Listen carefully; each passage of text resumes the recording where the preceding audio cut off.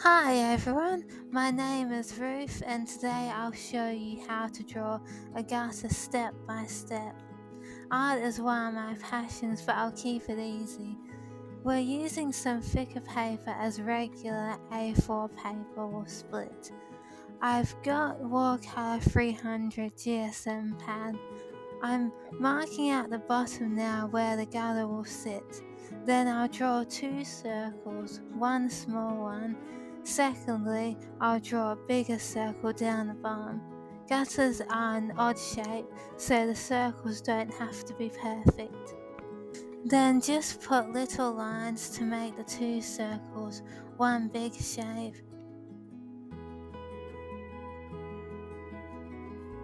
Now add a smaller circle on top of the bigger circle and add a thin square at the bottom of the circle.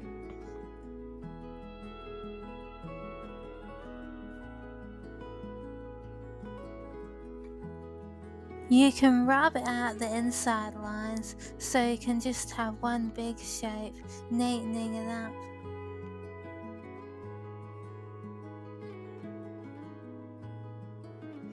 The next step is to then do the handle, a square up there, then a rectangle joining the two shapes.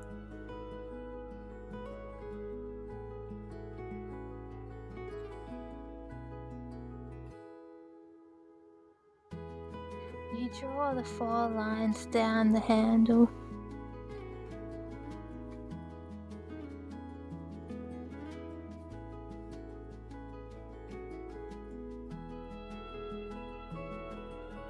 Then add the lines sticking out with little circles, 3 on each side.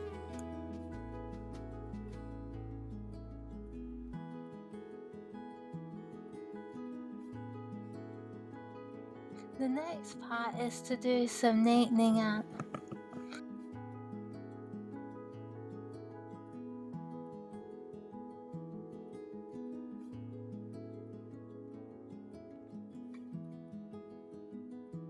You can also make the lines stronger by going over your sketch now.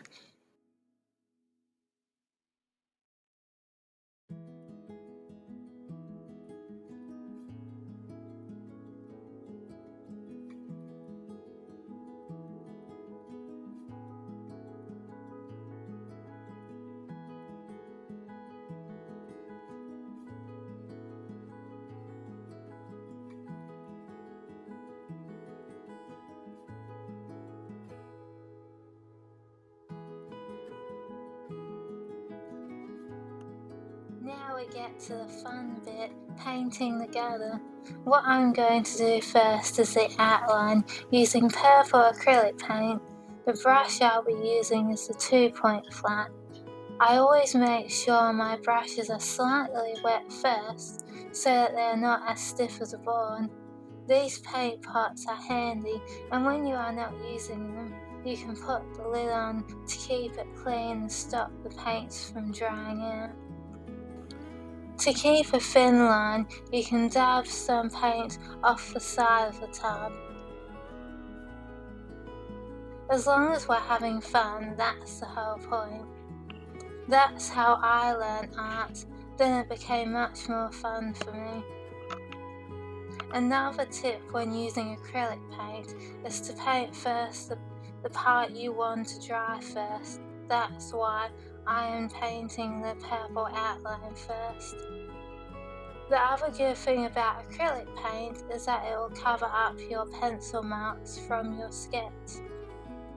Now I'm doing the small circle part, still in the same colour as the outline. As we're using yellow paint now, I've changed my water and cleaned my brush. I'm now using my 10-point brush for the yellow paint. Painting inside the border, drag the colour down away from the outline. This is why we want thicker paper, as all of this paint on normal printer paper will be too much and the paper will break. GSM means the thickness of the paper. The bigger the number, the thicker the paper. Some bits can take a bit longer, so don't rush. When it dries, if you want to make the purple brighter, you can do that after as well. Using the 10-point brush, we will now do the light purple. I like to dab the brush on a paper towel to get rid of any excess water. I mixed purple paint with white paint. If you want a lighter colour, you have to make sure you have more white and just a little bit of purple. Make sure the paint is covering the brush. Now use the light purple to paint a thick line at the top of the handle and under the small circle. Now for the final bit, we're using the dark purple paint again as it's part of the main outline of the gather, using the small 2-point brush. If you need to move your piece of paper around, it makes it easier so you don't wipe paint everywhere. Now with the strings after the paint has dried, you can use a marker or pen to draw the 4 vertical lines. You can even use metallic for more fun. There you go, I hope you have lots of fun.